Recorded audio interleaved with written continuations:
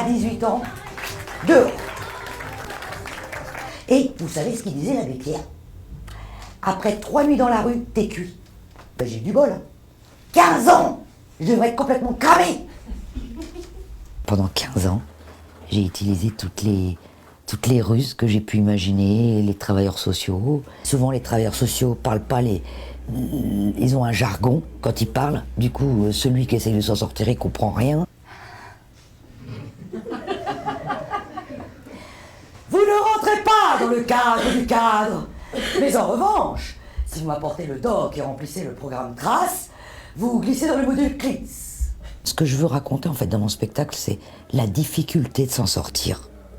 La répétition des échecs, la logique d'une personne qui est dans la rue, qui n'est pas du tout la même logique que chez les inclus. Moi, je ne supporte pas que les gens qui sont de l'autre côté de la rue nous appellent les exclus, mais pourquoi moi je les appellerais pas les inclus? On doit marcher égal, on doit être égaux face à la société. Et aussi raconter l'humanité des sans domicile fixe de l'intérieur. Moi, pour avoir été dans la rue, je connais plein de gens qui s'en sont sortis, je connais plein de gens, enfin moi, dans la rue, j'ai toujours bien rigolé.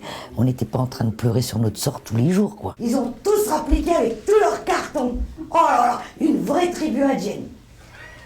Il y avait Géronimo, qui allumait les feux au milieu du salon. Le gros Kiki, qui cultivait ces salades qui font rire. Et Martin. Enfin, Martin le jour, parce que la nuit, c'était surtout Martine. Se relooker entièrement dans l'armoire de l'insensible. Tout le monde était casé. Oh, pétez la mort, hein. Être une femme sans domicile fixe dans la rue, on est forcément en danger. Parce que les femmes sont des proies faciles, quoi. La chance que j'ai eue, même si ça peut vous choquer, c'est que moi, j'avais été abusée. J'ai été abusée pendant toute mon enfance. Donc moi, franchement, être abusée sexuellement, du moment que je ne mourrais pas, ça m'était complètement égal. Où es-tu, Lou? Chut. J'arrache ta culotte. Le sans domicile fixe qui a un peu de dignité, il va pas s'asseoir sur le trottoir, hein. Soit il va tout faire déjà pour pas qu'on s'en aperçoive. Dans la rue, on fait toujours semblant d'être quelqu'un d'autre pour être accepté. Et je pense que peut-être qu'il est là le lien entre la rue et la scène. Alors ici, on est place de la République, où j'ai passé vraiment beaucoup de temps. Là, avant c'était Tati. Et là, je peux vous assurer que j'y pense avec beaucoup de joie. C'est là que j'allais piquer mes slips. Depuis début 2012, j'ai un vrai appartement avec une vraie salle de bain, une vraie cuisine.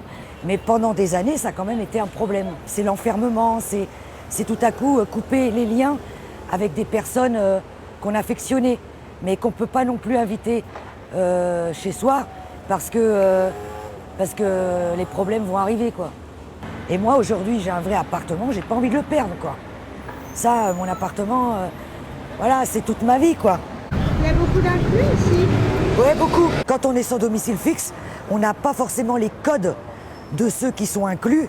Et du coup, on n'ose pas se parler, quoi. Sauf que maintenant, il y a les nouveaux sans domicile fixe qui, eux, ont été des inclus. Et là, peut-être que le monde des sans domicile fixe peut changer. Et j'espère bien qu'un jour, ils seront tous sur la place de la République en train de se révolter. Mais je sais très bien, si je tombe sur la fiole, je tombe aussi. Mais rassurez-vous, maintenant, je pige. J'ai pigé. Ça fait flipper de voir son fantôme. Mais si lui s'est arrêté de vivre, moi pas. Parce que mon plus beau carton, c'est vous.